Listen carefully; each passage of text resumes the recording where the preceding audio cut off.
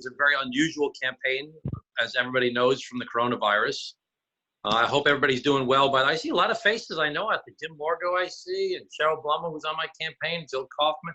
I better not go through. I'll get in trouble for not mentioning everybody. I see there's 39 of you on here. I can't mention everybody. Oh, hello, Linda. How are you?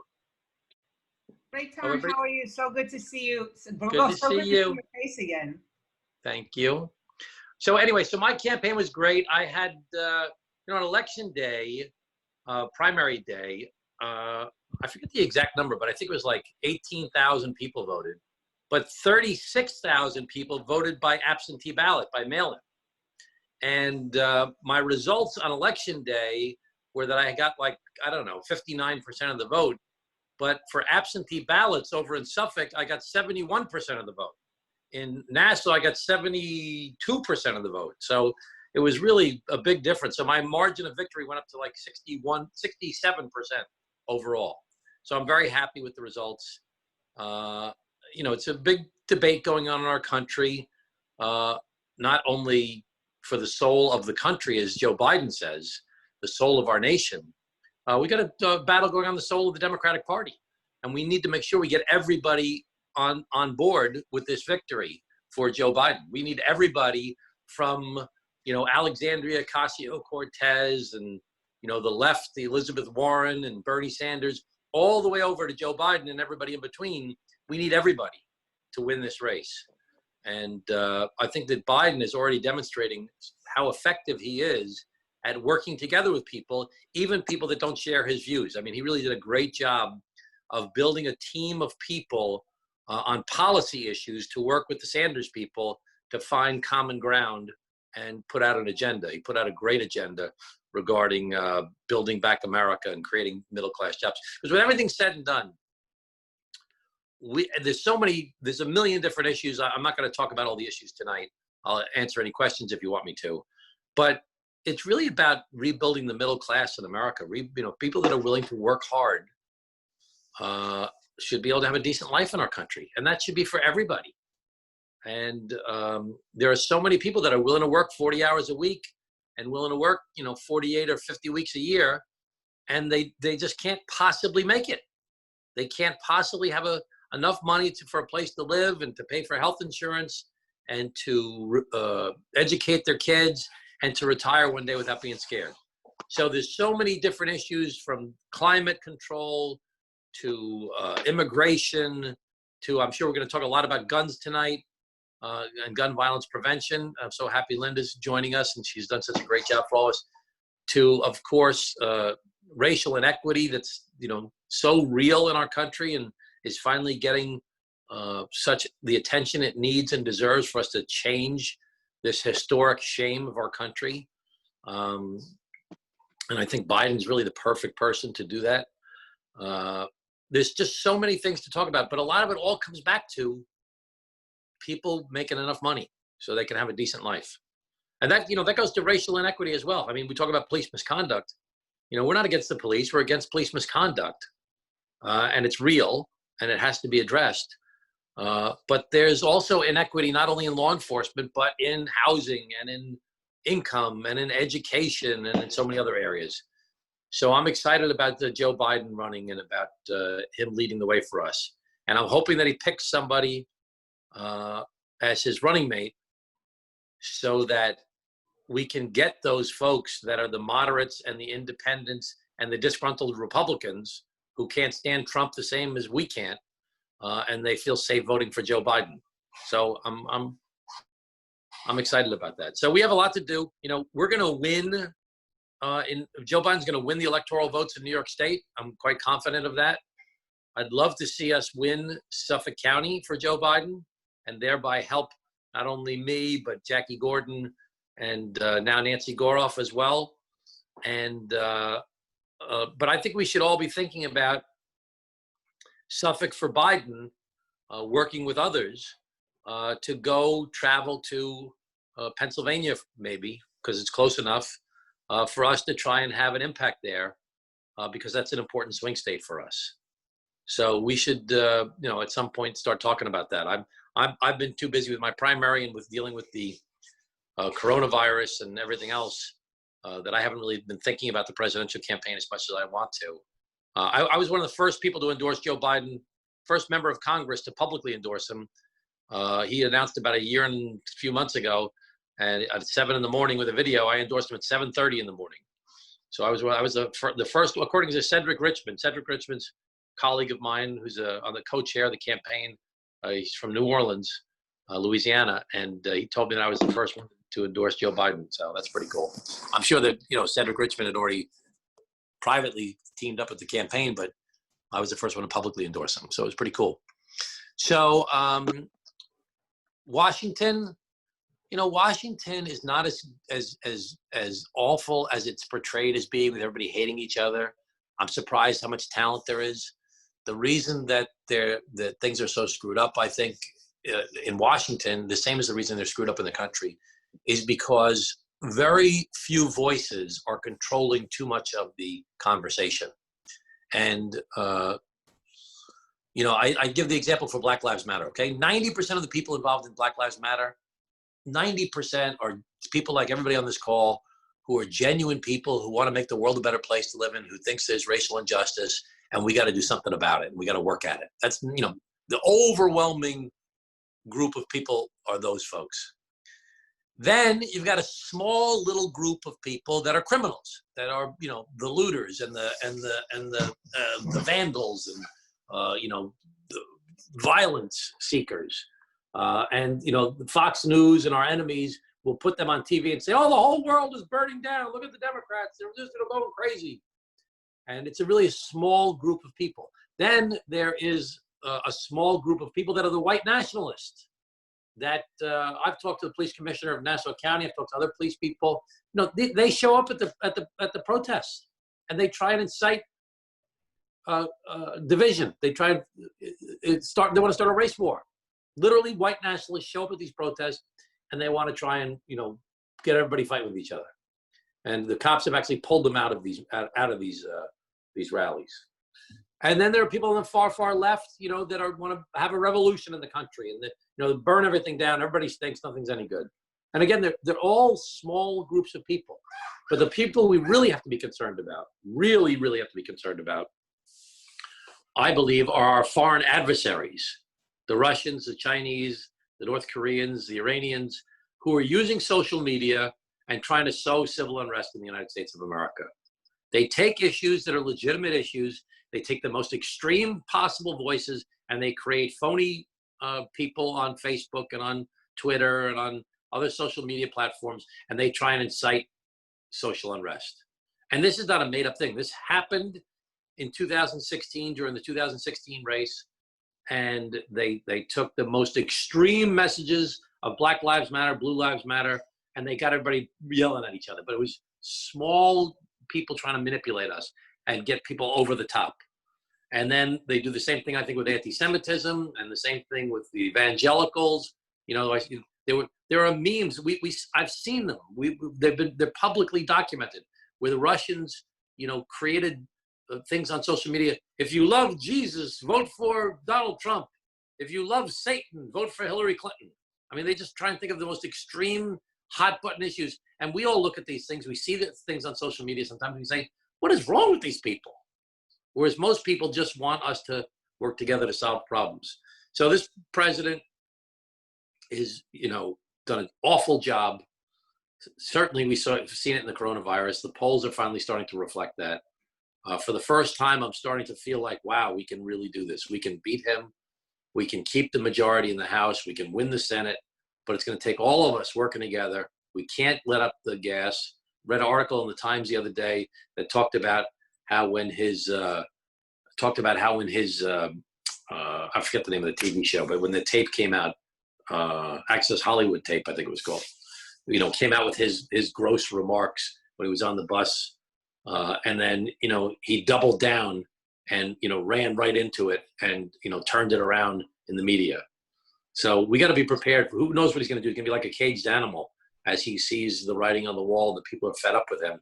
He's going to try all kinds of things to try and take us off the course. What I've said to people for the past 4 years, I was as shocked and disappointed. And I was just really upset. that Hillary Clinton lost to this guy. And for 4 years, I've been telling people, it's not good enough to be mad or to be anxious or to be worried. We got to win. When everything's said and done, we got to win. No, we have to beat this guy, and we have to win these seats.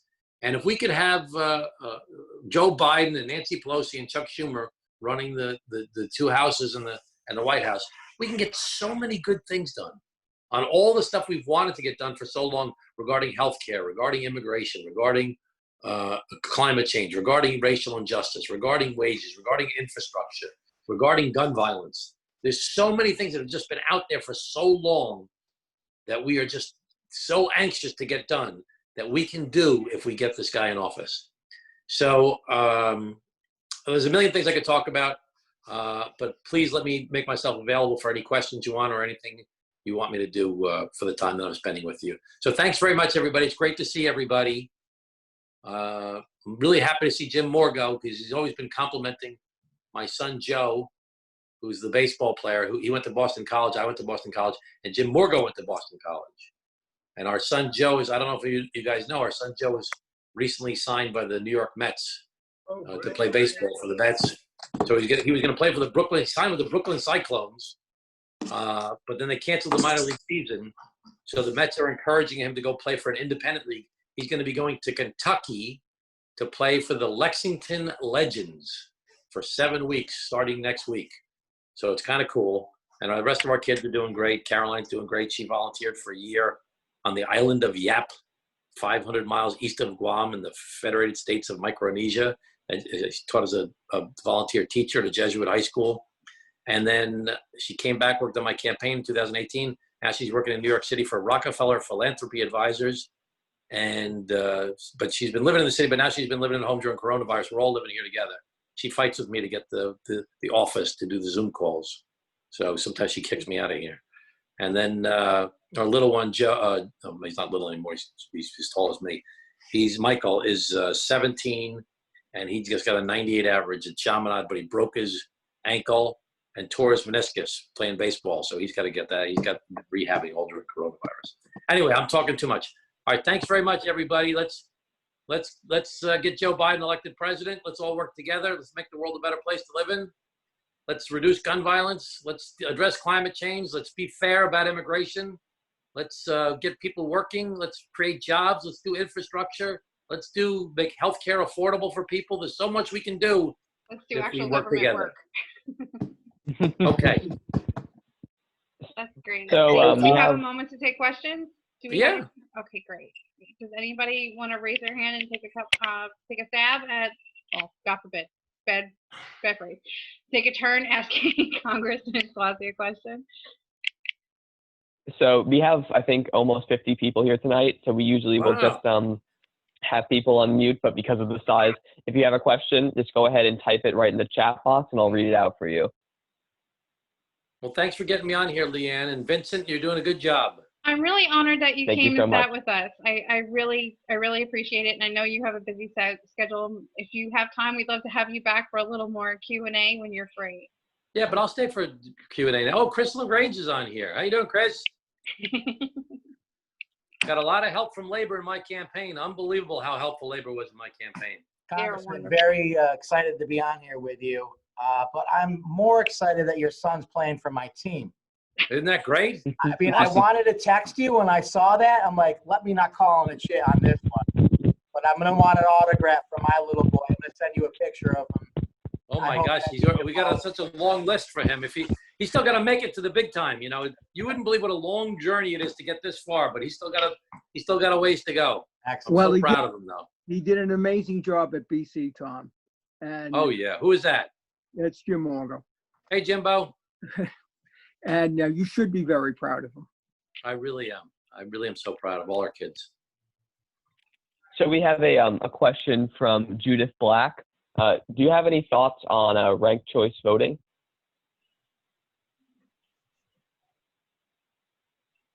Sounds like it makes a lot of sense. They're going to be doing it in New York City, I think, with the mayor's race next year.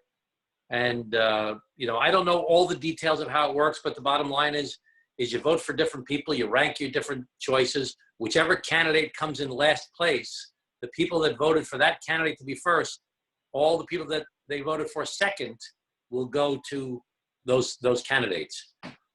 So it's kind of like that. I like the system they have in California, which is what they call it the jungle primary, which is everybody runs in primaries and everybody votes in the primary. And you could end up with 2 Democrats, you could end up with 2 Republicans, you could end up with a Democrat and a Republican, but the 2 highest vote getters end up going to this system. The bottom line is that I think the biggest problem we have in our country is that we have most of our seats are safe seats because of gerrymandering. There's 435 seats in Congress. There's 190 safe Republican seats. There's 190 safe Democratic seats. My seat is not a safe seat, even though I feel pretty good about my general election this year. But 380 of the seats are safe seats. And the Republican wins the Republican district, and the Democrat wins the Democratic district. And as a result, the only thing the elected officials are worried about are we're losing a primary. And very few people vote in the primaries, typically, less than 15%. Now, in my race this year, because we had the mail-in ballots, like 35% of people voted in the primary. So I think that, if we can get higher turnout, our elections will have much better government if we have higher turnout. Instead of just a few voices on the extremes of both parties controlling the conversation, if the people were voting, it would force candidates to be more responsive to the people. So I'm willing to consider anything that gets people more involved. So Breon Harris asked, what advice do you have for a young I think person somebody entering asked about the politics or hero. looking? Can you guys hear me? Yes. Yeah, we can hear you. Did we freeze? Your picture is frozen, but we can hear you. Okay, let me see if I can go off of Wi-Fi. It might get better. Okay, what's the next question? Somebody was asking about the HEROES Act. Can you hear Someone me? asked, what is the possibility of the HEROES Act and the restoration of the SALT deduction? So the HEROES Act, we're going to pass something. We're not going to pass the HEROES Act the way it was. We passed the HEROES Act almost 60 days ago, $3 trillion piece of legislation that had everything in there to try and address the coronavirus. 60 days ago, Mitch McConnell has done nothing to negotiate up until this point. Mitch McConnell is awful. He's bad for New York. He's bad for America. He had a primary on June 23rd. I think that may have had something to do with him not negotiating. But he's going to have to negotiate now because every Democratic governor, every Republican governor, every Republican mayor, Democratic mayor, every Republican Democratic county executive, et cetera, are all fed up, and they know we need the state and local aid. So I think state and local aid is going to be the biggest sticking point that we're going to hold out the Democrats to make sure. In our case, on this call, Suffolk County, which is devastated because they've lost so much in sales taxes. Nassau County, same thing. New York State, which needs a huge pot of money to help our school districts. The biggest thing the state spends money on is school districts. Right now, if we didn't get a federal aid package, we'd be devastated. And the same thing goes with our towns and villages, et cetera, et cetera, et cetera. So we're going to get a deal on state and local aid. We'll be negotiating over the next 2 weeks. And it's the height of hypocrisy when McConnell says we don't want to do a blue state bailout. Every year, New York State spends money to the federal government more than we get back. We're the highest net donor in the United States of America. In the past 5 years, we've spent $120 billion more to the federal government in income taxes than we've received in state aid, federal aid, or federal projects. Whereas Kentucky, where Mitch McConnell's from, has received $150 billion more than they've put in. They're one of the biggest net takers. We're one of the biggest net donors. They're one of the biggest net takers. So his blue state bail is the height of hypocrisy. Chuck Schumer finally came out. I'm the lead guy on restoring SALT in the United States Congress. I passed a bill in December of last year in the middle of impeachment and the Mexico-Canada deal. I got the bill passed to restore the SALT deduction. I got it put into the SALT bill, and I was trying to get Schumer to say something public about it. He was all wrapped up with impeachment and coronavirus. He finally did a press conference with me this week. He said he's going to fight for it in the Senate, and he says he's going to try and make a deal on it. And if he doesn't make a deal on it, he promises if he's elected as majority leader, it will be one of the first things he does is restore our SALT deduction. It's killing New York State. We're one of the hardest hit places in the country. It's totally unfair. I'd say there's a 30% chance it gets done now. I think there's a 100% chance it gets done if Schumer gets made majority leader. So thank you so much, first of all. And Breon Harris asks, what advice do you have for a young person entering politics or looking to become politically active? Volunteer on a campaign. Depending on your age, if you can, go work on a presidential campaign. So once in a lifetime opportunity. If not, volunteer on a local campaign. Go to local government meetings and see what actually happens with government. Go to your town hall, your village hall meetings, just to see what it's like. And volunteer on a campaign. See what goes into, like the people on this call know, making phone calls and writing letters to the local paper and knocking on doors, which you can't do now with coronavirus. But learn what goes into a campaign piece with literature and signage, and learn the nuts and bolts of it. Everybody. How many of us went to school with somebody who said, "Oh, when I get older, I'm going to run for Congress"? Well, a lot of people went out and they did their jobs, and then they decided they want to run later on, and they just didn't know the first thing, how to get to first base, as to how to understand the Democratic committee or the process, or getting the nomination, or getting petitions signed, or what goes into the nuts and bolts work of phone calls and door knocking and everything else. So learn what happens in a campaign and how it works. The issues are so important, but there's so much more to politics and governing than just the issues. It's understanding how to win. I always say, to change things, you need three things. First, you need to know what's the answer. What do you want to change it to? What's your detailed policy proposal, how to get there? The second thing you need is the guts. You have to be willing to stand up to the status quo. Why don't things change? Because somebody benefits from the status quo. They want to keep it the way it is. Oil and gas industry doesn't want to do something about climate change. Healthcare companies and prescription drug companies don't want to do anything about it, making healthcare more affordable. The factory farms don't want to do anything about immigration. They like the idea that people come in the spring for planting and come back for the harvest in the fall and don't get paid the rest of the year and don't get benefits and get low wages. They like illegal immigration. Gun violence prevention. The gun manufacturers make billions of dollars. There's a lot of vested interest in protecting the status quo. So first you need the answer, what you want to do. Second, you need the guts to stand up to the status quo, because they're going to try and squash you and stop you from succeeding and make you look like a fool in the process. And the third thing you need, the most important thing you need, is the ability to win. You have to be able to win the race. You can have great ideas. You can have guts and willing to stand up to the system. But if you can't win, it doesn't make any difference. I did that when I ran against Elliot Spitzer. I thought, I have such good ideas and I'm going to stand up to the system. I got squashed like a bug. I didn't know what I was doing. And it was a good lesson for me, but a tough lesson. You have to learn how it works. It's true. So just to sort of conclude us off, because I know we're running short on time, is James Chan is concerned about foreign intervention and Trump's fear-mongering about mail-in ballots and the potential that could lead to the election being contested. And other than just getting a landslide, what can we do to blunt the impact of something like that? I just have been talking about that with my colleagues in Washington. There must be something going on that I'm not aware of, but I think we need an informal committee to sit down and think of all the different things that Trump could do to try and cheat. And so we have to be, God forbid we end up in a Bush versus Gore situation with this guy as the president. Who knows what he would try and do. And I had a great call the other day on my Ways and Means committee, and we had Lawrence Tribe, a Harvard law professor. It was so encouraging to hear such a smart guy who follows everything so carefully, to have such faith in even the Supreme Court. When we think of it as being so partisan, he's as progressive as they get, and he just has faith in our system.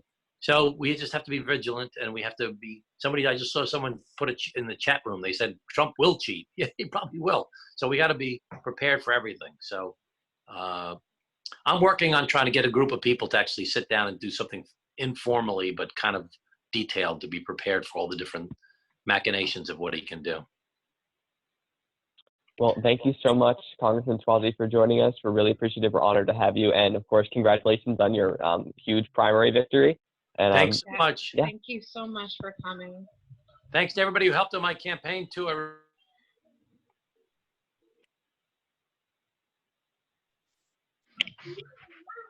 Did we lose him? What's that? I think you cut out for a moment. Can you hear me now? Yes. Yep. I forgot to say about foreign intervention. They are cheating. Our enemies are trying to interfere with our election. That is not a made-up thing. The Russians are really doing stuff. The Chinese are really doing stuff. The Iranians, the North Koreans, they really are doing stuff. And the key is we're not going to be able to just stop it. We have to educate people that it's happening so they don't fall for these phony messages. Anyway, all right. Thank you so much, everybody. Thanks for helping on my campaign. Thanks for everything you do. It's so important that people pay attention to what's going on. I really appreciate it. I have to go on my 7:30 Zoom call to thank the volunteers on my campaign. So I apologize that I can't stay. Linda Beagle-Schulman, I love you. You're the greatest. If you have time, we'd love to have you back. Yeah, sure. I'd love to. Thank you Linda, so much. you're the greatest. Thank you so thanks much for everything. Cheryl Blum, thanks for volunteering on the campaign. Chris, good luck with everything. I know you're going to be speaking tonight. I'm sorry for talking so much. That's okay. Talk to you guys later. Take care, Tom. See you soon. Thank you. Thank you, And- Congressman Swazi. Yes, and that was pretty awesome. Not every day you get to Zoom with a congressman, or at least I don't. And with that, there is a very special woman among us who was just recently proclaimed by legislator Susan Berlin as a woman of distinction. And that was a very long proc, and I'm sure it was very hard to write because there's so many amazing things about Linda Schulman. She is the mother of Scott J. Beagle, who was not only a Parkland victim, but a Parkland hero who gave everything he had to save his students. And his mother has never stopped fighting in his name. I have seen her speak with the governor for the unveiling of the red flag laws, and she honestly gave me chills. I can't imagine as a mom how she does everything she does, but with that, I'd love to give the floor to Linda Schulman. Thank you. My name is Linda Beagle-Schulman, and for those of you who may not know me, my son, Scott J. Beagle, was the geography teacher and cross-country coach who was shot and murdered in the Marjorie Stoneman Douglas High School massacre in Parkland, Florida on February 14, 2018.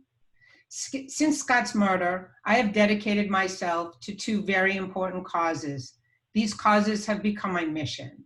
The first is to educate young children, showing them that there are life-saving life-saving alternatives to guns and gangs. And it's very, very important because young children really need to learn that and actually see it for themselves. So our fund, the Scott J. Beagle Memorial Fund, sends disadvantaged children touched by gun violence to summer sleepaway camp. We're hoping to show them and actually to have these young children see that there are alternatives to guns and gangs. Our ultimate goal is to have children go back into their community and pay it forward. My second cause has become my life's mission for the past 882 days. Having reasonable gun safety, not gun control, but gun safety. We never say gun control. It's gun safety. Legislation passed on both a state and even more importantly on a federal level. This has been and will continue to be my passion since Scott's murder. In 2018, I worked hard to turn the New York State Senate blue, and in January 2019, the New York State Legislature passed the most comprehensive package of gun safety legislation in the entire country. A month later, I was given the honor of introducing and being on stage with House Speaker Nancy Pelosi and Governor Andrew Cuomo when Governor Cuomo signed the red flag legislation into law in New York. I want these same reasonable gun safety laws passed and enacted on a federal level. For this reason, I am here to let you know that I support Joe Biden for president. Before I endorse anyone, as I did in 2018, I do my homework. I do my research. Former Senator and former Vice President Joe Biden has been a champion for reasonable gun safety laws long before it was the fashionable thing to do. Joe Biden has never been afraid to take on the NRA. And as far back as 1993, Joe Biden worked tirelessly to get the Brady Handgun Violence Prevention Act through Congress and signed into law. Joe Biden did not rest on his laurels and stop there. A year later, he worked to secure the passage of the assault weapons ban. In 2005, Joe Biden lobbied hard against legislation that would protect gun manufacturers from civil liability for the use of their product, guns. While Joe Biden fought hard and voted against the legislation, it passed and was signed into law.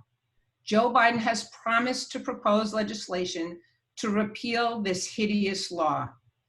Joe Biden favors the reinstatement of legislation to ban assault weapons and high-capacity magazines. Joe Biden favors the passage of federal red flag legislation. This is legislation which was enacted in New York and is very near and dear to my heart. If either an assault weapons ban or a red flag law had been in effect prior to 2014, to February 14th, 2018, my son Scott would be alive today, and so would the other 16 victims of the Marjory Stoneman Douglas massacre. Joe Biden is a strong advocate for reasonable gun safety legislation because he knows that it will save lives.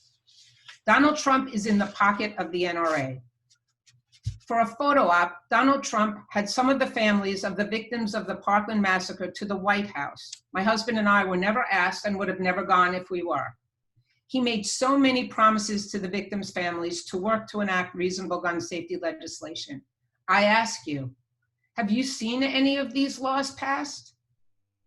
Trump said Congress should not be afraid of the NRA. After all, he was not afraid of them, but the very next day after he said that, he met with representatives of the NRA and did a complete 180. Trump lied to the victims' families. He kowtowed to the NRA's perceived power, but more importantly, he took their money. Donald Trump must be defeated, and it is up to us. We must turn out and vote for Joe Biden in New York, especially here in Suffolk County. Like Congressman Suozzi said, it's a Republican-leaning county.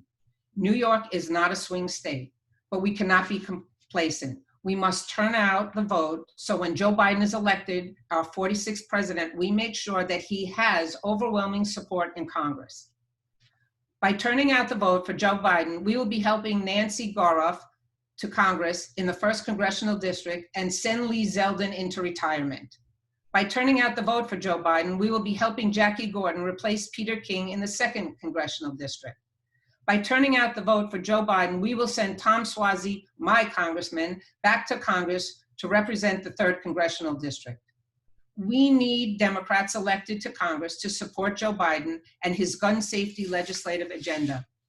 When Joe Biden is elected and becomes our 46th president, I will be able to put my head on my pillow at night and feel safe again. I know Joe Biden will keep his promise to enact reasonable gun safety legislation, which will help keep us safe from preventable and senseless gun violence. Please join me and vote for Joe Biden so that we can make Joe Biden our next president. Joe Biden gets it. He knows we all have the right to be safe. Thank you. Thank you so much for that. Wow. That was amazing. That was very moving. I think So that's we're gonna. so poignant. So many facts in Yep. there. They do my And homework. I see that. I see that. and I'm glad we have a candidate who has your trust on gun safety issues. So we're going to do about a 5-minute Q&A session in the same setup as last time, just putting questions in the chat. But as you all type your questions, I just wanted to sort of ask a little bit of a question of my own. You've been involved in gun safety advocacy for a while now, and I'm sure you've seen sort of the power of the gun lobby and the NRA. Could you speak a little bit to what it takes to fight sometimes what is a very powerful gun lobby, especially in state legislatures? Sure. I honestly believe that we need to take a page out of the tobacco industry, okay? Who would have ever thought that we would be sitting here, okay, in 2020, having places, in public places, where we were not allowed to smoke?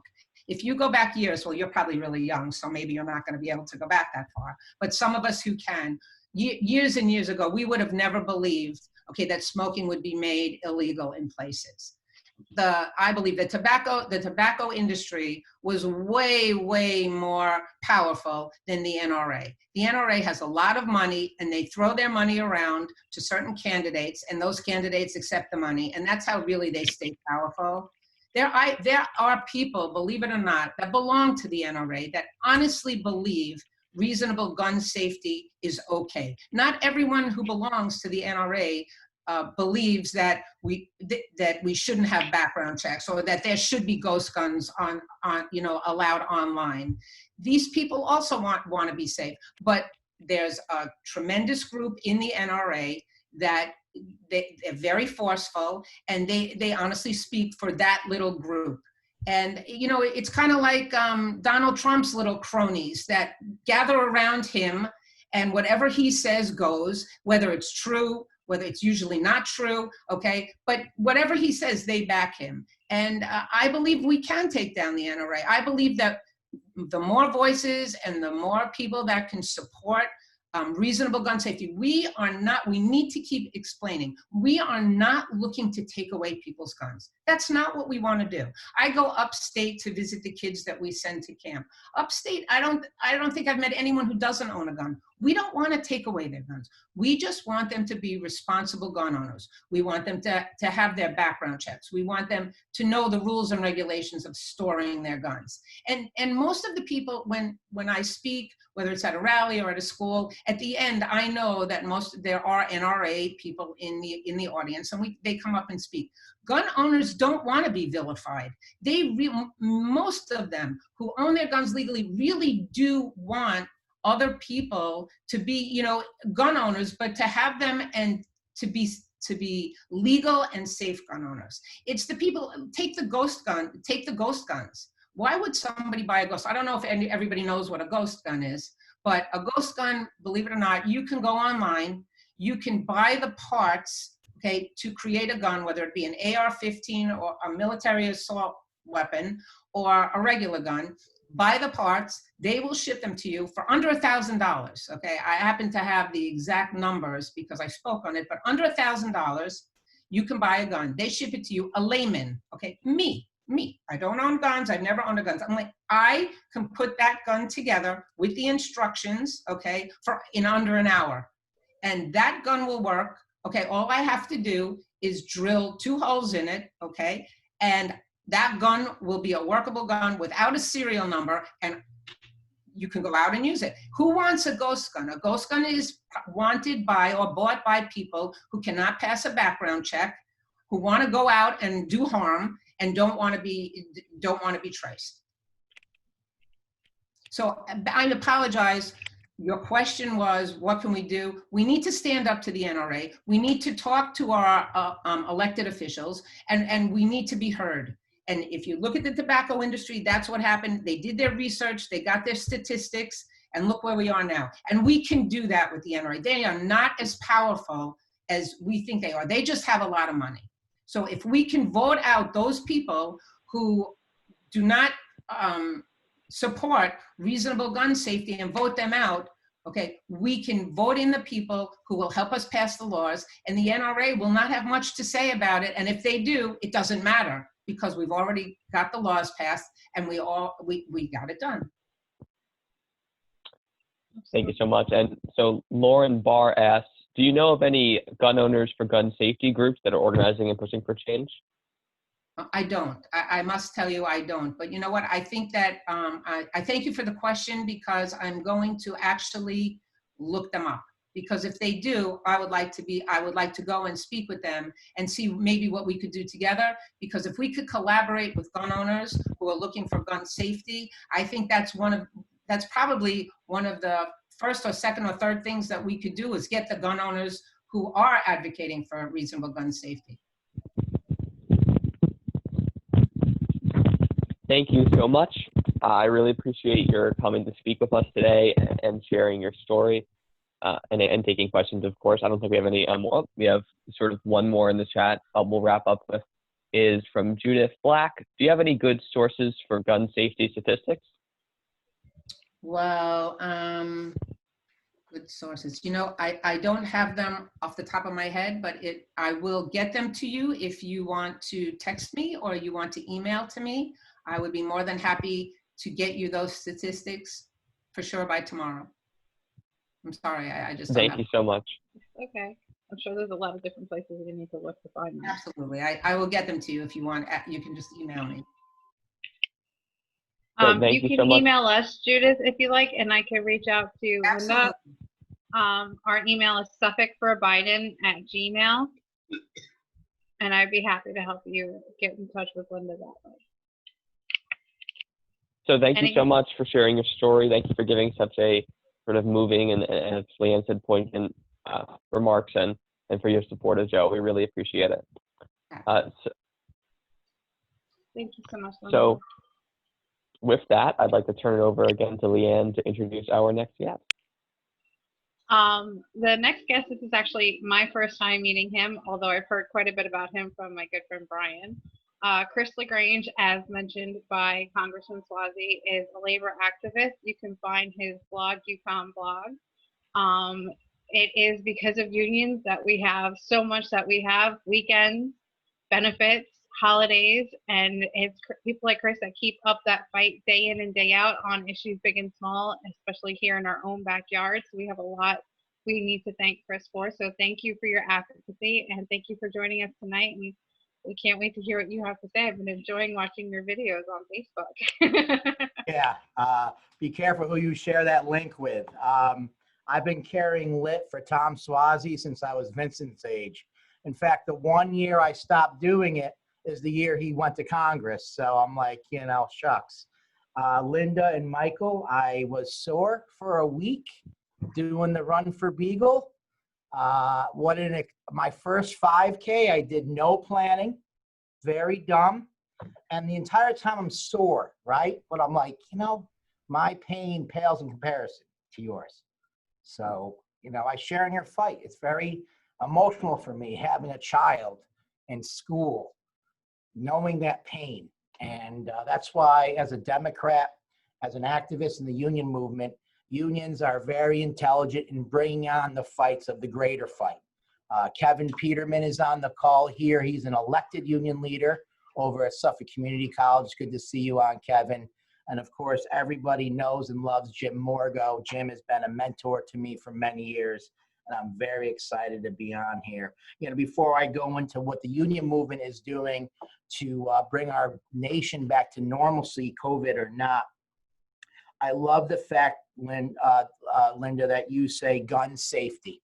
Gun control is a scary word to the gun nuts. They go ballistic when you say that. But when you say gun safety, I think you got it down pat, and I really hope that Congressman Swazi and all the electeds that you talk to bring that messaging to the National Democratic Committee, because we got to stop saying the word gun control. Gun safety is what's going to make people listen to us. You know, everyone might be wondering, you know, what is labor doing now in the midst of this COVID? Yes, we're out there working in the hospitals, working in the grocery stores, doing the best we can to deliver some type of society that we're all used to. We're a little distracted and we're a little exhausted. We have union meetings regularly. It's been replaced with Zoom meetings. Hazard pay, we were able to negotiate for folks in the grocery stores and the hospitals, but that's kind of gone by the wayside. We called them heroes and we banged on pots and pans for a week or two, but now that we're out at the bars, we kind of forgot about them. This HEROES Act that the congressman mentioned, we need it for our very survival, not just for our children's health and safety and for educators' health and safety, but for the entire economy. These are our fights. Labor, to be honest with you, dropped the ball big time in 2016. The social issues that divided our country with the help of foreign interest, such as guns and abortion and Bibles in the classroom, stuff like that, that our Republican friends tend to lean on when we go to argue with them, that infiltrated our ranks. So a lot of labor leaders were deathly afraid to talk to their members about going out and voting for Hillary. And even to this day, some will admit that they feared doing that, but a lot won't, because union leaders are elected, just like congressmen is. And you've got to be able to work both sides, Republican and Democrat. Unionists are like Catholics. You never know where they stand, right? Some are very conservative, some are very left, very few are in the middle. So we're having problems being able to deliver the votes like we used to in the 80s and 90s. I'm sorry, the 70s and the 80s. But 29 international unions have come out and endorsed Biden. and some on Long Island that are key, that have very active political programs, are the communications workers, the AFT, um, just to name a few, the UAW, and they can guarantee not only money into the Biden campaign, into Swazi's campaign, to Jackie, and to Nancy, but they can also guarantee volunteers. And like Tom said, all of us on this call, all 50 of us, should not be here on election day. Everybody should be getting their absentee, and God willing, with the COVID pandemic, be on a bus to get our asses to Pennsylvania, or fly to Florida if you're into that, because those are the swing states. And that is where you're going to see a lot of unions concentrating their time, energy, and money. The Service Employees International Union, which has tens of thousands of members on this island, they work in hospitals mostly, have committed $150 million to taking out Donald Trump. And they're running aggressive ground, phone, and digital campaigns in states like Florida, Michigan, Colorado, Minnesota, Nevada, Pennsylvania, Wisconsin, and Virginia. States that were once blue, states where we once had a lot of power, like in Michigan, Wisconsin, because of the infiltration of foreign elements, the influx of money into politics from super PACs by the conservative right, which infiltrated our ranks. We turned those blue states turned red. So we're kind of doubling down now and concentrating a lot of our energy and money into ensuring that messaging works, that the union voter comes back to where they need to be and stays there. To be critical of our party is to be a member of this party. Democrats, we're like a family. We fight. I mean, I won't talk to Brian for a week over an argument about messaging, right? I'm still the boss, and he knows that, but it's important that we understand that we fight because we care. No one fights like family. So we don't all have the right answers, but organized labor, the one sect of our party that provides a lot of troops and a lot of money, it is our muscle. And we average rank and file Democrats need to constantly say thank you. And Leanne, you said that. Thank you to me, but thank Kevin Peterman. He's elected. You know, I work for organizations like Kevin. My UConn Media Group works for over a dozen teachers unions directly, as well as Long Island teachers. You may have heard ads before. We are very careful on our Trump bashing. We are going to town on Betsy DeVoe. Betsy, I say that right? Betsy? Because we know how to frame it and what resonates with our membership. So the AFT, even this week, is NYSUT, New York State United Teachers, is having their meeting about discussing who their local electeds that they're going to be voting for. And what helped them learn here in New York that this new COVID election, how we're going to win it, is actually phone time does work. Usually we go to a phone bank and we're with our friends and a couple of old timers and a couple of union guys and gals, and we're all in a room and someone buys pizza and there's a young campaign manager giving us scripts, and there's a lot of activity. Because of this pandemic, that doesn't exist. So phone lists are now being given to union members to call other union members. NYSUT and the teachers unions on Long Island especially were very nervous about losing all of these school board elections because of the absentee ballots being sent out to every home during this pandemic. But what they found was, because they were aggressive in calling all registered voters and mobilizing to the polls, they kicked butt. And now they're feeling their oats. They're feeling like, okay, well, we can handle this. If we can do it on Long Island and in upstate New York, we can do it in Pennsylvania, Florida, Michigan, Nevada, whatever the swing states are. So they're going to be dumping a lot of resources into that. They made over 60,000 calls on this island. And like the congressman, I want Suffolk to be blue again. It's embarrassing that we are red. I have family in upstate New York. They're like, what's wrong with you people down in Suffolk County? And like, I mean, it's like, oh, I can't explain the middle of Brookhaven or parts of Islip, but I can explain that they got duped and they bought the snake oil, And I think they're starting to feel foolish because we buried 25,000 of our members, of our neighbors. This pandemic was avoidable, and we all know that, and we know who to blame. The AFL-CIO and the Long Island Fed, the Long Island Federation of Labor, is the AFL-CIO here in Long Island. Soon we'll be rolling out member-to-member communications at job sites and materials to be given to their members to go to companies like at National Grid, PSE&G, all of your school districts, all of our union employers to do their standard usual comparison pieces. Why we like Joe Biden, why Donald Trump has made our life miserable.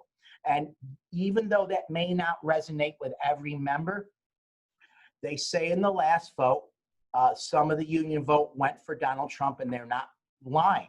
40% of union members voted for Donald Trump. But we never, you don't hear this enough. 60% of us didn't. That's a super majority to me. So let's see if we can get that 60% up to 70 and quite possibly 80. And then we'll be back to where we used to be in mid-90s numbers. These aggressive tactics that the AFL-CIO are going to be doing are going to be backed up with a lot of digital ads and text messaging. The laborers union, for example, they're in the building trades, okay? And the building trades are a very conservative part of the American union movement. We have a lot of progressives and crazies in healthcare and in the crafts, and kind of in the middle are teachers. You know, you just can't figure them out. Some Republicans infiltrated their way into the classroom. Some of them didn't.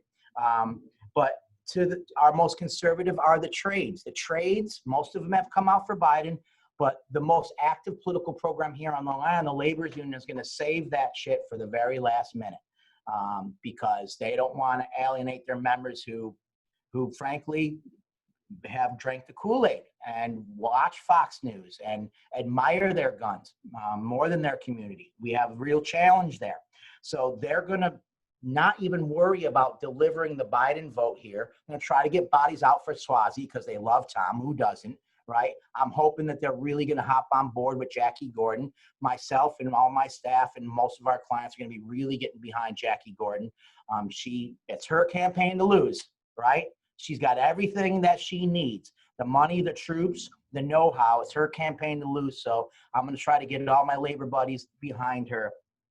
But LIUNA, the laborers union, is going to be spending a lot of time trying to convince their members in Pennsylvania and Florida to go ahead and come out for the union vote. I am, got a little egg on the face with 2016 with labor. I wish we were able to deliver like we always did in the past. But if you don't learn from your mistakes, then what are you doing here? And labor is learning. They're getting smarter. Our leaders are getting younger.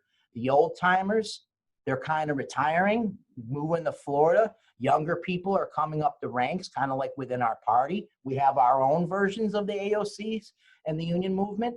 So find comfort that people like that are advising leaders like Randy Weingarten and Lonnie Stevenson of the IBEW and Chris Shelton of the CWA and all of our most progressive unions. And, like I said before, like Leanne said, when you see a laborer, when you're volunteering, when we go back to normalcy, introduce yourself, say, hey man, thanks. Thanks for the work you do.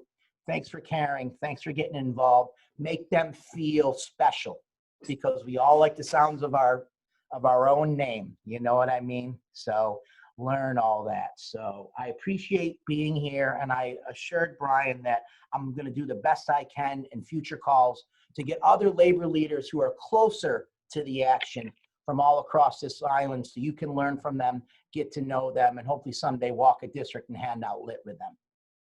I really appreciate that. Thank you. I know when I ran, it was really exciting to see how much labor can really come out and how much they can accomplish. I mean, it was huge to see how much they did for Bill Lindsay. It really is no joke of how much they can accomplish and how much diversity you guys have within your own rank.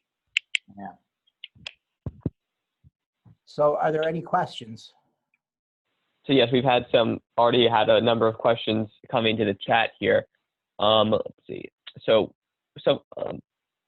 Michael Schulman asked, how can local unions and how are local unions going to support like the local state senate and state assembly candidates like Mike Chodorkis in the second state senate district, for example? How can they best support those type of candidates? Well, I mean, the state races all depends on what fight they're in. A member of, say, the building trades is very concerned about who's going up to Albany to represent their district because they're really fighting for this public works bill, which guarantees that any monies that are any projects that get public dollars are going to be guaranteed union jobs through an apprenticeship program. So they're going to care there.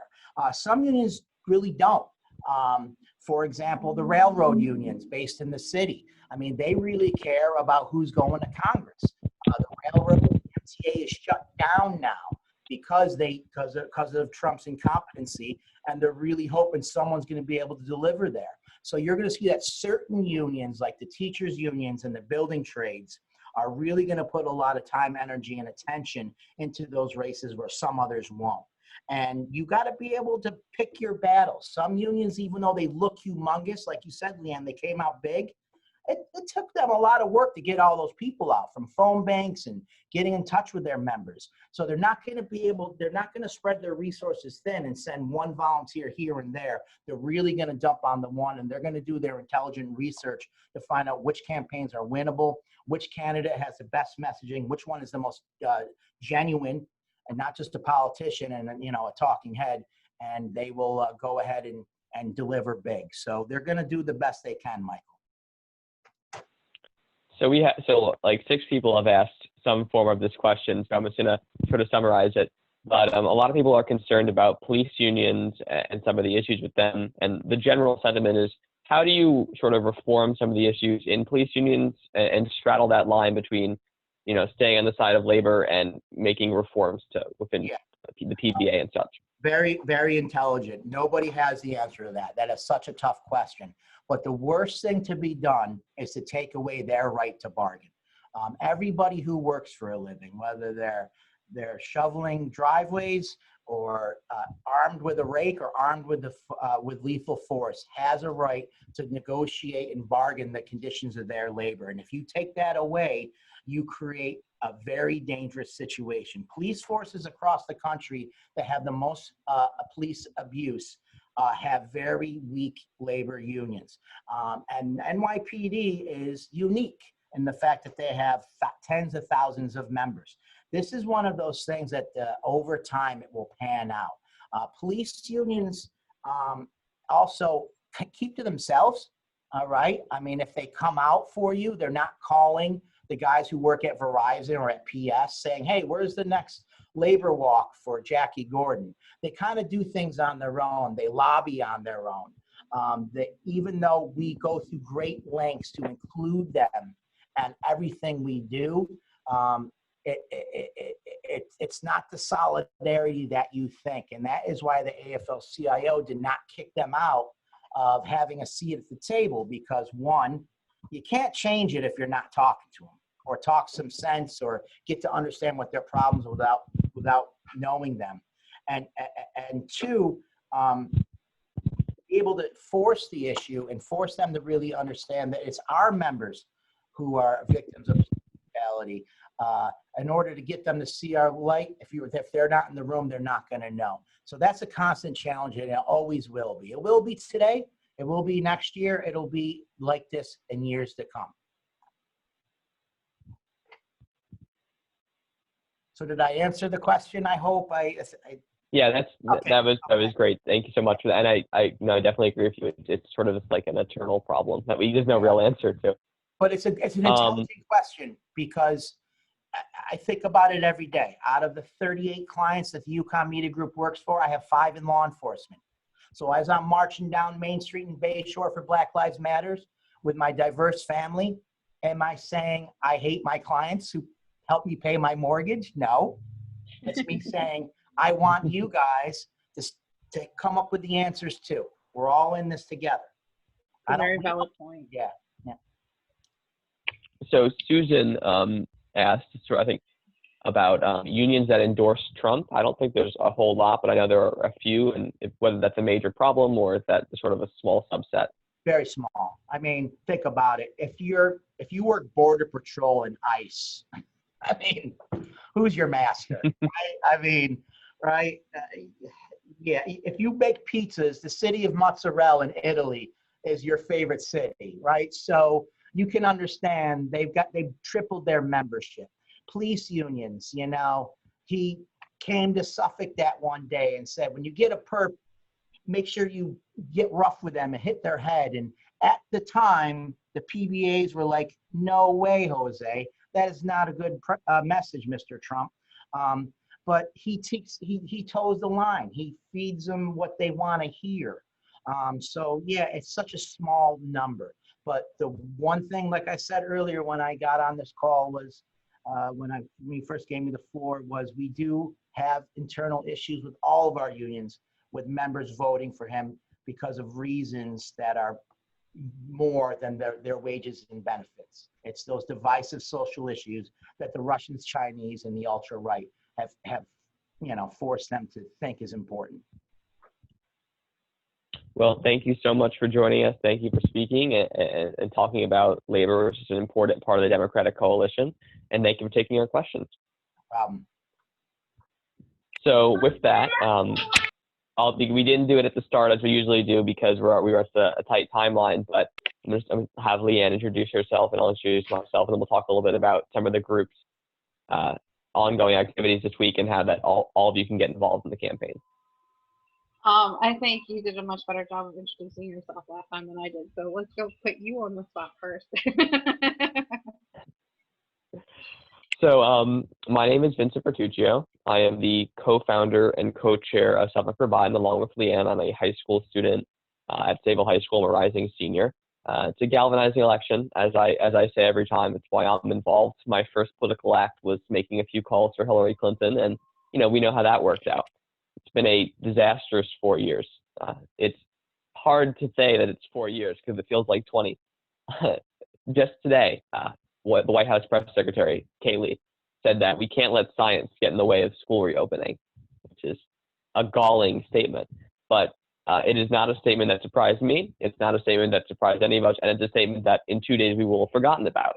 Because it's that kind of insanity that's coming out of the White House on a daily basis. This president represents the worst of the country. He represents the worst of the Republican Party. He is the embodiment of immorality. He has no guiding morals.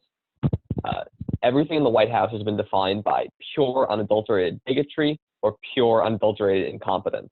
If you care about LGBT rights, he's attacked them. If you care about people of color, he's fought against the Black Lives Matter movement and made racist statements today all the time. Mary Trump was on TV today. Rachel Maddow saying that he has heard him say the N-word hundreds of times. Doesn't shock us. We don't need to know that he says that to know that he's racially insensitive, to put it at least. And if we're talking about issues like foreign policy, it's dramatic incompetence and malevolence. We see him withdrawing from the World Health Organization in the midst of a pandemic, leaving the only group in the world, an apolitical organization coordinating on public health, in a time when we need that organization more than ever. We see him destroy relationships with other countries, and we see his dramatic incompetence in his handling of COVID-19. We have tens of thousands of new cases every day in this country. The curve is nowhere near flattened, it's spiking. And no other developed country that entered this process at the same time we did, like Canada or Europe, has this problem. They flattened the curve. Things are reopened in France, but we're going right back through it again because we just have a vacuum of leadership in Washington. And what I'm happy about this year is that this is not a lesser of two evils election. We haven't, and neither was 2016, but it was perceived that way. Joe Biden is a man of great compassion. He is sort of the candidate of compassion. He's known for that. He has such a depth of leadership experience, and that's what we need to rebuild because, unfortunately, the next 4 years of a Joe Biden presidency, it's going to be a lot of rebuilding. We hope there's a lot of agenda items we want to get done. We want to get a public option for healthcare. We want to pass gun safety legislation, and we're going to get those things done. But a lot of what he's going to be doing in the executive branch is simply repairing the immense damage this president has caused.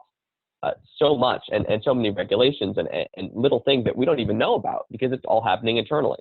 And there's no one I trust more than Joe Biden to be able to actually rebuild this country from what Trump has done to it. That's why I think he's the perfect man for the job. That's why I'm excited to get him elected this year. And that's why we're doing this. So I'm going to let Leanne do her introduction, and then I'm going to tell you a bit about what we're doing as a group to get Joe elected and how you can get involved. Thank you, everybody, first of all, for coming and taking some time out of your day. I know everybody must be so sick of Zoom. I know there are moments that if I have to get on one more, I think I'm going to scream. But we come every week because at the end of the day, I would rather put in my time now than regret not doing it for the next 4 years. So I'm kind of a now or never type mindset. My name is Leanne Barty. If you hear screaming in the background, I apologize, but I'm quarantining with 4 small boys in what is a very tiny house. And although it's quiet at the moment, it may not be for long. With that said, I never really intended to be part of politics. I ended up jumping in when Obama ran first. I was so excited to see a candidate that was young and fresh and energized and different. I am the mother of 4 biracial children. I am the husband of a Black man. So for me to see the epitome of our country coming to the point where we can elect such a person gave me such hope for my children. And he hit the head on every issue that mattered to me.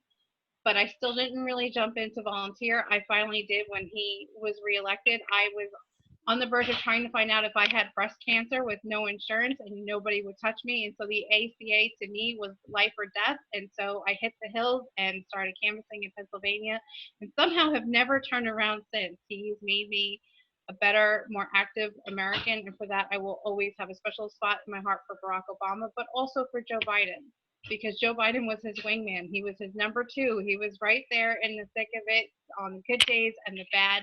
And for that, I'll always be thankful. And to work on his campaign in some ways feels like coming home again, back on the Obama trail. And for that, I'm really grateful. And I'm so thankful to see all of you here, because all I know is every day when I turn on the news, it's like a new drama.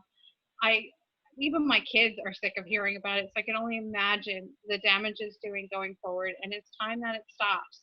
So instead of just talking about myself, I just really wanted to thank you all for coming and say this is why I'm here. Maybe I want to give you guys a moment to think about what made you jump on and why this is part of your day, and why I'm hoping to see you guys next week and see you at the phone bank, because as much as it is great to see everybody's faces and have a community, because we can't have a field office, it's really so important that we put the actual work in to making sure we're touching other voters and getting them engaged. Like Tom said, in Pennsylvania, that has become part of my stomping ground that I enjoy canvassing in.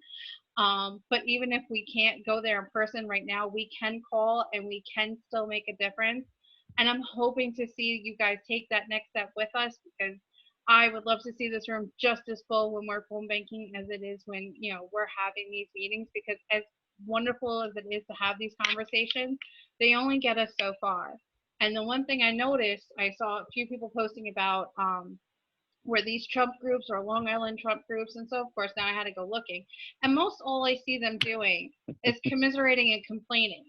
And like I was saying to Vincent, that's fine. You can sit there and rant on Facebook all you want, because that's what they're really good at. They're good at showing up. They're good at holding up their flags. They're putting on their red hats.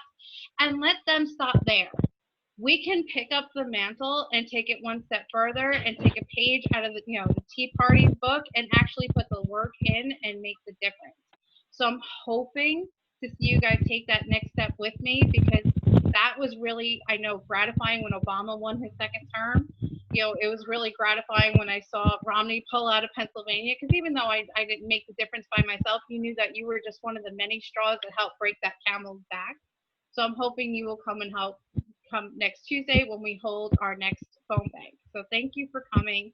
Just give a minute to what made you decide to jump on today, and maybe hopefully that'll be enough initiative to see you come back and help us win this White House. Thank you, Leanne. So right now, just take a moment or two to think about, why you're supporting Joe, and then Did we lose Donovan? I think we might have. No, he's there.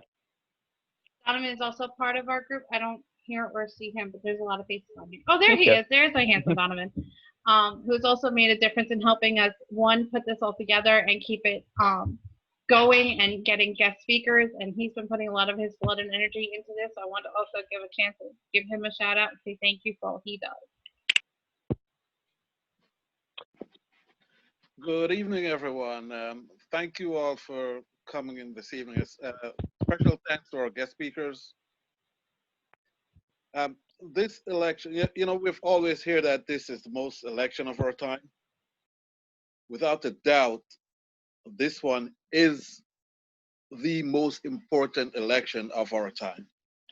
This election can determine if our great country, the United States of America, will be the shining light, the democracy that it is known for throughout the world, or we're going to revert to something like China, Russia, or one of those other countries. A lot of us stayed home in 2016 and not voted for Hillary because we didn't like her, forgetting that there is a country that we love and cherish.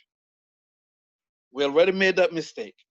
We cannot sit back and allow the same thing to happen twice. If Donald Trump is reelected as president of these United States, I hate to say this to you guys, but we will not have this country anymore. It's simple as that. We need to kick him out of 1600 Pennsylvania Avenue. We need to elect Joe Biden. We need to elect a Congress and a Senate to work along with the president, Joe Biden. The president alone cannot, the president doesn't have the authority to pass laws. He can't do it.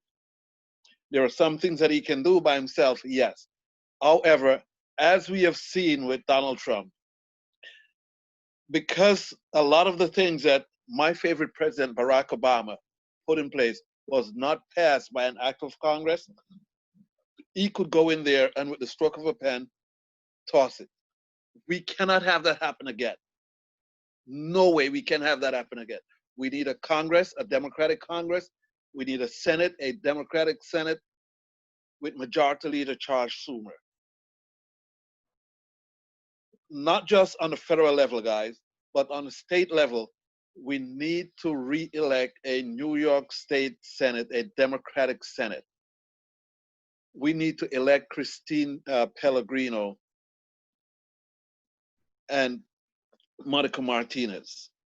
We need to elect Jackie Gardner. We need to elect Nancy Garrett. We need to work locally to elect all our local candidates along with Joe Biden. I don't know if I can stress the importance of electing local leaders, but we really need to do that. It's tough financial times now, but if you can contribute $10 to a candidate, please, I beg you, send them that $10. It will make a difference. $10 can purchase a lot of Facebook ads. You'd be surprised at the things that $10 can do in a digital campaign. Send them the $10. If you have $2, send it to them. They will appreciate it. I guarantee you that. I'm not going to take up much more of your time by preaching to you. I'm just glad that you're here, and I thank you very much. Thank you so much, Donovan. We'd love to have you on board as always. I've got like 1,000 questions in the chat here. I'm gonna go real quick over some of the things we're gonna do with the group. I'm gonna go through the questions that were already asked, and then I'll take a few more questions for me and Leanne to answer about the group. So, how can you get involved? That's of course the key, because we can sit in these meetings all day long, as Donovan's having commiserate and as Leanne's having commiserate all day long about how just awful Trump is. We know this. I know this, and I'm more than happy to rant about it all day with you all. But if we don't actually get involved and get Joe elected, then we're not accomplishing a whole lot. Luckily, as a group, we've already started some voter outreach activities. Every week, and right now it's just Tuesday, but every week on Tuesdays at 6:30 p.m., we do a phone bank in the same exact way as this. We get on Zoom. I will train you, so I'll go through a slideshow of how to make calls. You'll make calls on your own cell phone and use your laptop for a script. Spend about an hour making calls. We reconvene at 8 o'clock and we discuss how it went. We're calling into swing states like Arizona, Pennsylvania, Florida, Michigan. Right now, we're just talking to our own supporters. We're not doing voter persuasion yet because we're not at that point in the campaign.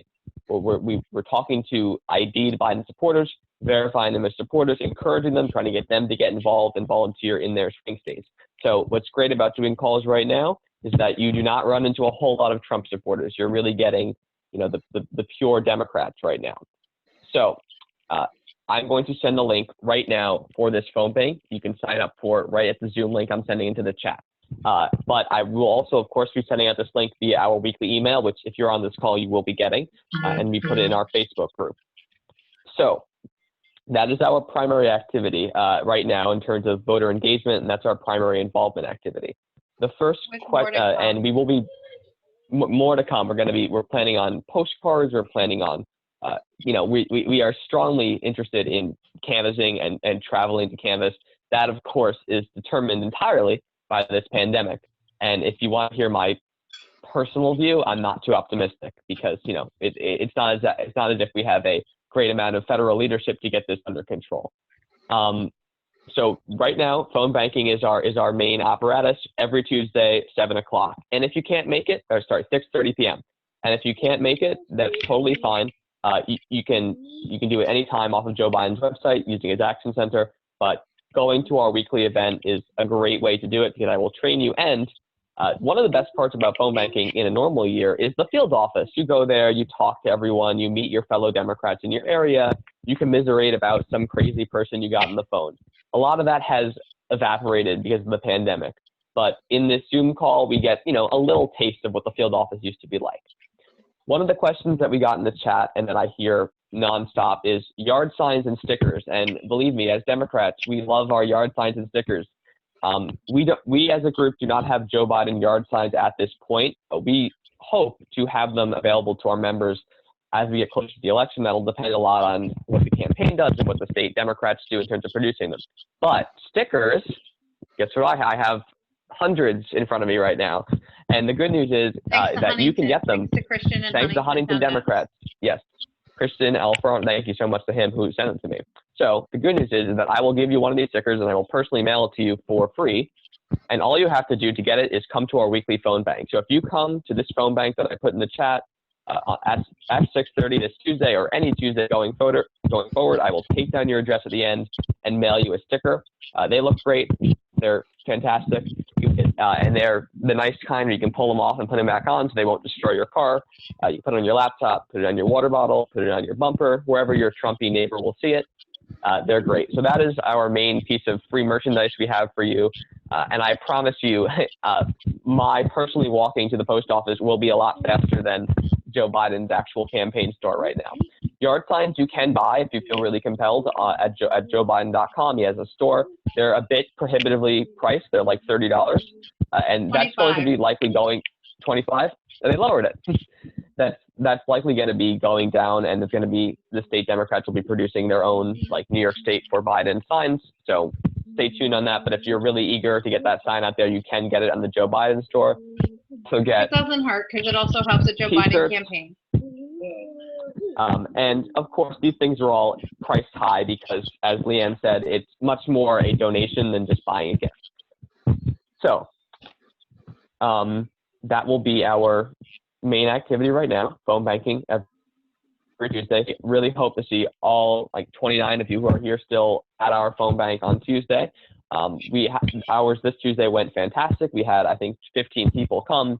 We made hundreds of calls collectively, and everyone who went, I have officially, as of today, put the stickers in the mail because I just got them sent. They just arrived the other day, so they will be coming to those of you who came. So with that, there are definitely some questions that I missed further up in the chat, and I'm sorry about that. So we're going to take them now. If you have questions for me and Leanne, or just questions about the group and our activities and the campaign, you can now ask them because we're a little smaller now, and because we assist me and Leanne instead of our guests. You are more than welcome we're not to as just exciting unmute. as Chris and Linda and Tom Swaby. You are more than welcome to just unmute your microphones and ask your question. Just try to keep it a little brief. Yeah, but go ahead. If you have one, you can just unmute and start talking. Can I say something, please? Sure. Yep, go ahead. Since the gentleman is still here, I was going to say that somebody asked whether there are safety groups in Suffolk County, and I was thinking that we are so many of us here now. Why don't we all get together and form a group under Linda's leadership? and that way we already have started a group, and I would like to participate in such a group and even donate some money. Well, Linda definitely has her foundation. As for running a group, it's a lot of work, so I'll leave that up to Linda. I'm not going to volunteer because she is a very busy woman. She does. It's amazing to see how much she accomplishes. And Leanne, if you would give him my information, and we can speak voice to voice, and we could see what we can do. I will do anything that I possibly can do with the help of anyone who wants to help to get reasonable gun safety taken care of. So if you'll share my information and we can speak voice to voice, we'll see what we can do. That would be great. I would be happy to help. I think one of the things that we could do right away, that's probably one of the most important things to do, is to work with Leanne and work with Vincent right now, as far as getting Joe Biden elected. But I definitely would love to speak to you, because right now, very, very, very important to get ghost guns off the streets. And if you look in the paper today, I think how many people, Mike, was it? 17. Yes. They confiscated 17 ghost guns from someone today. Wow. I think it's in Suffolk County. But yeah, I would love to speak voice to voice with you and see what we can do. But definitely going forward, we will do something. And I so appreciate your help. Oh, you're the sweetest. That's really Thank scary you to so think much. that's happening in our own backyard. Like I was just saying before this Zoom call started, we used to worry about school supplies and then, school clothes. Now as parents, you worry about school supplies, clothes, school shootings, and coronavirus. It's just this never ending ordeal. So everything you do is incredibly important to our own backyard. So thank you. And I'd be happy to help organize it. Sorry, somebody's about to start crying, so fair warning. But is there any other questions that we can answer? Yes, Lindsay asked, will you eventually be expanding the phone bank to other days and times that work Tuesday nights? Yes, absolutely. That is going to happen because Tuesday nights are not even great for myself. It's just for the day that we ended up on. We're going to be, the goal is that by the end of this election, we're going to be doing these phone banks every day. And then whatever day or time works best for you, you can come to. The Tuesday at 6:30 is really our only one right now because it just happened to be the time we landed on. We hope on expanding those out really soon. The most immediate time that popped into our head, it's not official or anything, and that might be coming soon, likely either the week after next Tuesday or 2 weeks from then, is doing a Saturday phone bank because, a lot more people are available and off on the weekends. It would be around, I think, what would we think, like 11 a.m. or something like that, or 2 p.m., somewhere in that range on Saturdays to give people who work during the weekend have a busy night, which is a lot of Maybe us, we could send an email with a poll. Well. Yes, we're going to gauge interest on that, but I can definitely guarantee you that we will not be exclusively phone banking Tuesday nights. Yeah, we definitely need to grow that. Tuesday nights is hard. Any Yeah, other can I questions? say one more thing? Sure. Just to let anybody who's still on this call, Anna Kaplan and Chuck Levine have a bill right now in Albany. It's called the Scott J. Beagle Unfinished Receiver Act.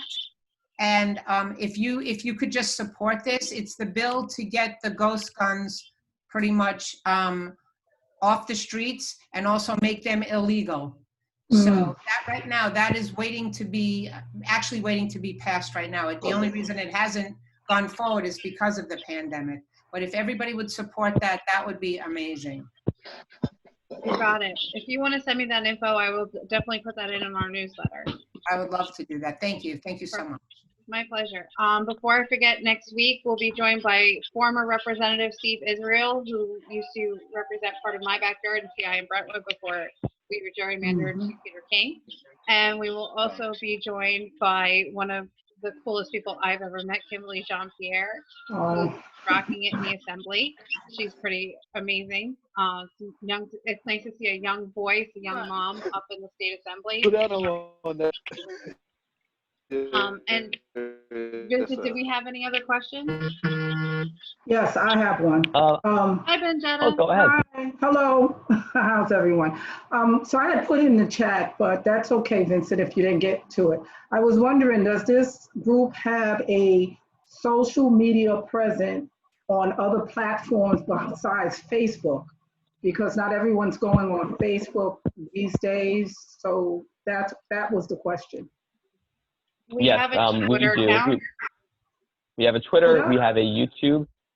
It is so the Twitter is at Suffolk for Biden.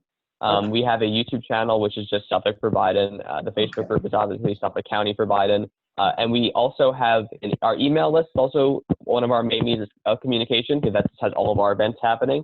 So if you go to one of these Zoom calls and you sign up with your email, we input you right into our system, and we send out one email a week that's sort of going over what events we have coming up to make sure we don't miss anybody. Facebook is right now our primary means of operation, but it's not our exclusive means, because as you said, not everyone uses it. Absolutely. And if anybody has suggestions on how to grow a Twitter account, I'm all yours because that's not my strong suit. And Peggy Smith said something important in the chat about if you're not phone banking on a Tuesday night, should you still keep track of your calls?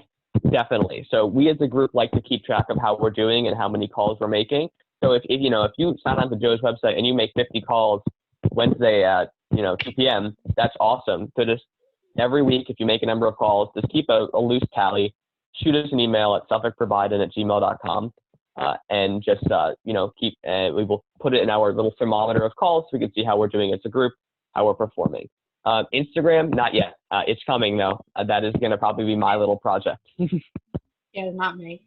And the only other thing new we have cooking is that we have created our own little I don't know the correct term for Act Blue, but we have it so that we can track what our members are actually contributing to Joe Biden. Right now our goal is $500. I haven't checked in like a week or so as to where we're at, but all the money still goes directly to Joe Biden's account, but it tracks it through our group so we can see how much of an impact we're having on the national campaign. Because I think a lot of people forget that even though we are just one person, we are just one little group, we're just one county, we can help swing a state by donating $5, $10, whatever you got, because cumulatively it all adds up.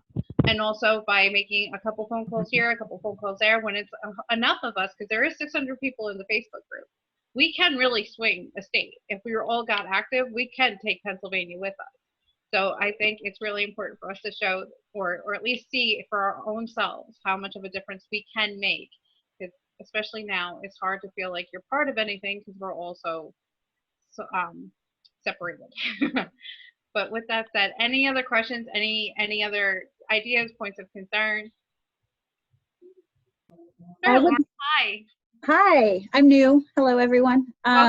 Welcome. I love the fact you're dropping stickers in the mail. There is a lot of visible support for Trump. Trump flags, Trump signs, Trump bumper stickers. Yeah. We go out on Fire Island all the time. Trump flags on 50% of the boats easily. And growing comfort with white supremacy. And I say that saying the Trump flag next to a Black Guns Matter flag, and I think that we should find ways to be visible too. And I don't know what that means when we can't organize and knock on doors, but I think stickers and yard signs. A car parade, and the hard part is figuring out how to orchestrate. So if you would like to help us figure that out, we would love the help. That's the other thing. Like if you have ideas or you have a strength, please let us know, because we want to make as much of an impact as we can. And we are just two people. So if you have ideas, you have strengths, you have special talents, you have special or really great experiences from prior campaigns, please, but we're all ears. But if you would love to help jump on and would like to make a little committee to help make that thing, because you're right, one of the reasons why we decided to start doing these every week is just so people could see you, despite the flags and the red hats, you are not alone. There are plenty more people just like you with the same concerns and the same, wants for our government right here in our own backyard. But they are very loud, they are very obnoxious, they are very visible, and it does get very tiresome. So I wholeheartedly agree with you. And if you wouldn't mind, I mean, I'd love to hear from you and meet up, and we could try and, or over the phone, Zoom, whatever, figure out some ways to make that happen. 'Cause that would be really great. Sure. Yeah. I'm I was sorry, just go going to ahead. say, I don't have experience car parading, but I did meet my husband organizing for Carrie. And I think, you know, even the things of setting up a small collapsible table outside the grocery store and making sure that people can get a button, people can get a sticker, that we can register people to vote. That's We can also do that something with we have. distance and masks and connect, and it's cheap and Yep. easy, and I'd be happy to do that kind of stuff. Great. And I'm have glad you town mentioned the coordinators that table sorry. because I'm sorry, I like interrupted. Again, this is something I want to say is that I'm using the audio through my phone. So one consequence of that is that it's like 10 seconds behind. So I constantly am accidentally interrupting all of you. I truly am sorry. It is not intentional. But yes, we are that. I'm glad you mentioned the grocery store tables. Totally slipped our minds. We are working on actually coordinating voter registration drives with Suffolk Provide in predominantly, non-white, heavily Democratic precincts in Long Island. I've been mapping out areas that would be ideal in high traffic locations. That's a big plan. And I'm glad you mentioned visibility because, and mentioned Fire Island specifically because, I'm from Sable. That's my sort of native land. And yeah, the Trump supporters are super visible, and that's not, that may not necessarily, that doesn't really represent them as the majority, but it is, disheartening. And I think that was, a little bit of a problem in 2016 is that my grandfather had a Hillary Clinton sign out. That Hillary Clinton yard sign was pretty much the only Hillary Clinton yard sign I saw in 2016 in my neck of the woods. And, the Fire Island I go to does not have a lot of Trump flags because the Fire Island I go to has a lot of pride flags, but I have been, Saltaire and stuff, and it is just aggressive and it's in your face. And there's definitely that sort of adjacency to white nationalism, and it's super concerning. And we had our Black Lives Matter march in Sable. We had almost 4,000 people, and we were all talking, and it was just sort of like, oh, there are other people here who aren't Trump supporters. Oh, there are other people here who care about racial justice. We are here. We're just not screaming it from the hilltops. And that's why it does irk me a little bit when Trump supporters and the president himself say, we're the silent majority. And I'm like, majority itself is questionable. But even if you are the majority, which you aren't, you are by no means silent. You are the loudest people in politics, and that is unequivocal. I canvassed a lot in 2019, back when canvassing was still possible. And I saw Trump flags all the time. And it was always a question of, I never saw Obama flags when I was a kid outside of first of all, flags. I never saw signs outside of immediate to the election. I never see Democratic little flags and signs in 2019 because Trump and supporting Trump has become almost a cultural thing. It's become indicative of a wider worldview that's hostile to a lot of marginalized people.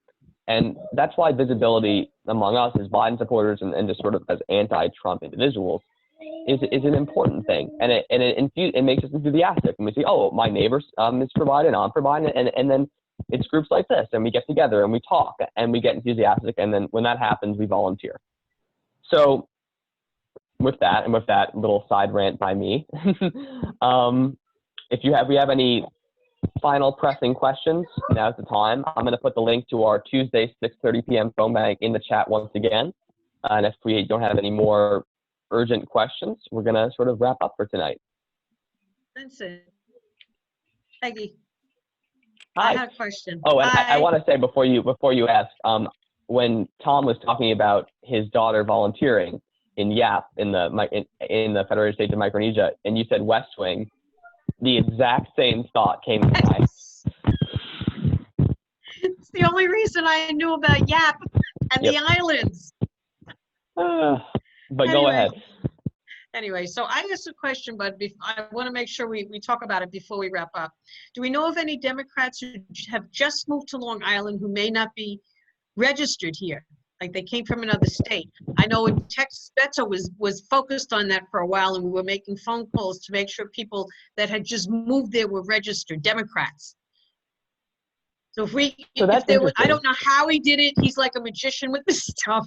I don't know how he did it. But if I have to find out how, but I know when I ran for office last year, we did call and contact new voters that were newly registered.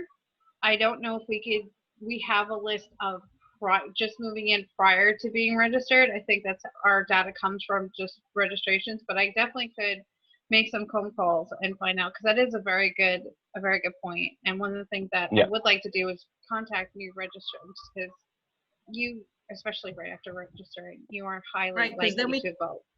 Then we can phone bank to get those people registered and encourage That's that. definitely something we're going to have to look into, because that's a good point. And it's, you know, it's bigger in Texas because they have such in-migration all the time. But it's definitely something we should be looking into here as well.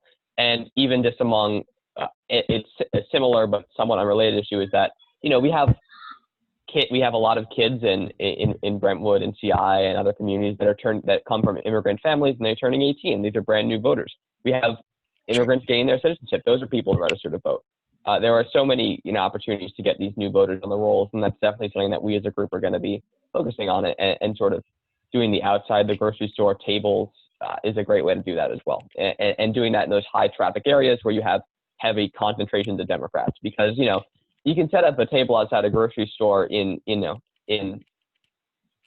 Lindenhurst, but you're not going to be too thrilled with the people you're registering to vote, most likely.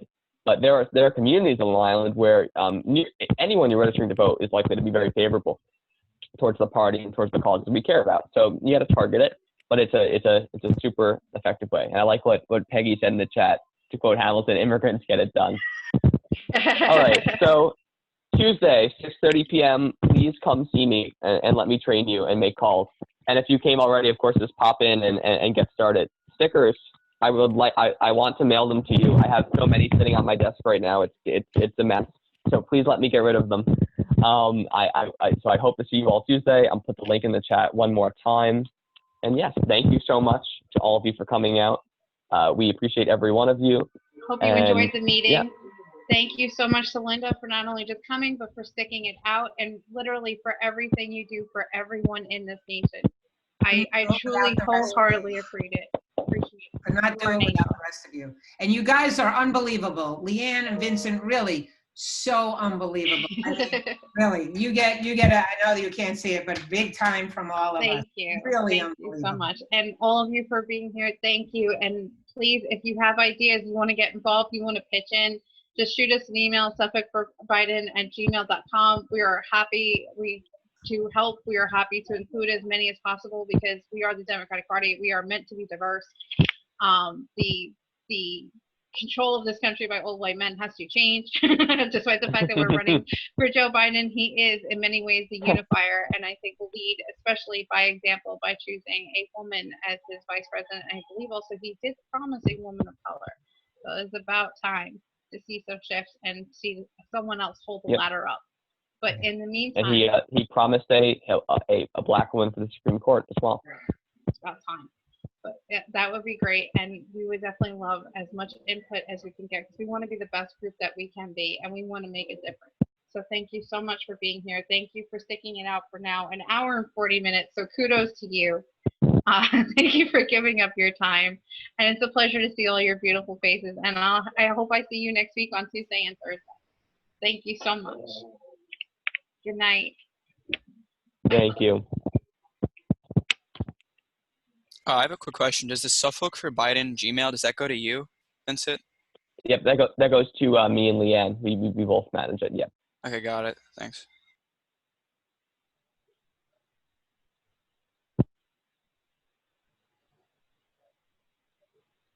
Thank you, everybody. I'm out. It always takes me like a long time to actually end the meeting, because I have to go through like 15 steps. So.